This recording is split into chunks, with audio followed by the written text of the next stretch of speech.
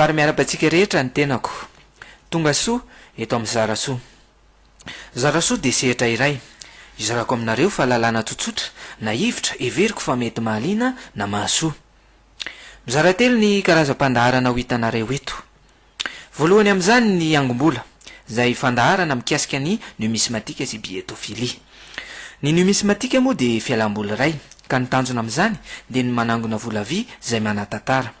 Ny biétophilie kosa dia fanangonana vola taratasy.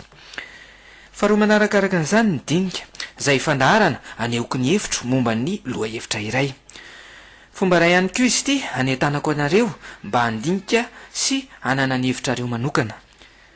Fahatelo ny alavoly, izay fandaharana miompana amin'ny loha-hevitra manodidina ny fialam-boly.